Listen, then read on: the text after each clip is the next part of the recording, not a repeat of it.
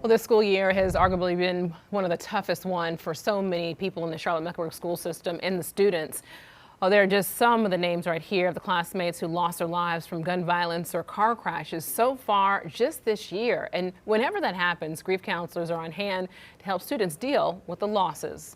Well, today we got a chance to be able to sit down with two counselors about what they are seeing and what they want parents to know. As Queen City News anchor Derek Dellinger found out, the importance of checking in is getting so much attention right now as students experience loss.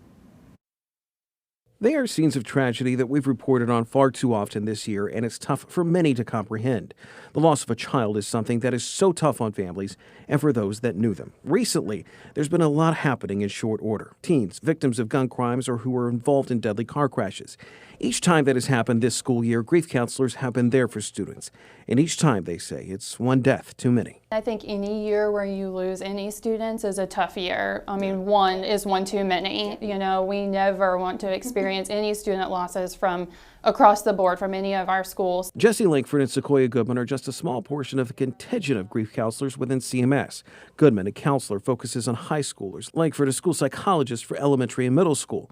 We asked them about what they are seeing in schools. For the most part, students are making their way through, but some need a little more help. With grief, you will see it weeks later, months later, and so that is where we get into the individualized, like, what do we need to do? It may show up in the classroom as their academics start to slip, or they may show some behaviors that they weren't showing previously. If you are of a certain generation, you may not remember this being available to you as a student. There's a reason for that, largely depending on where you went to school, but also when. Even when I was in school, there was a certain, stigma around certain diagnoses or things like that being talked about. Mental health has become a larger concentration for schools in recent years.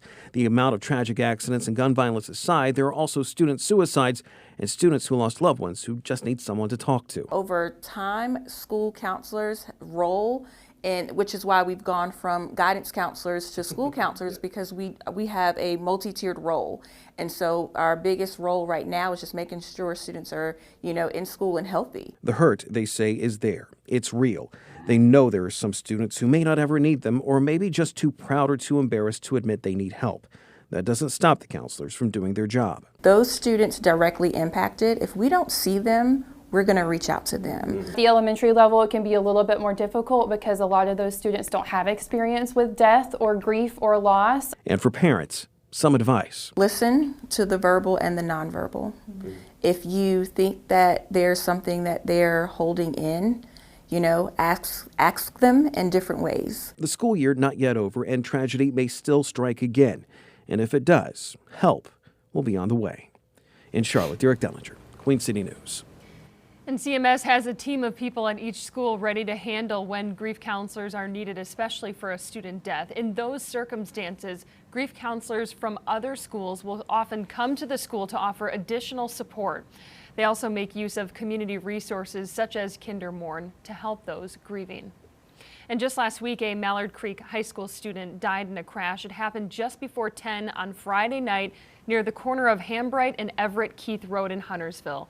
3 other students who were in the car were injured. The cause of the crash is under investigation.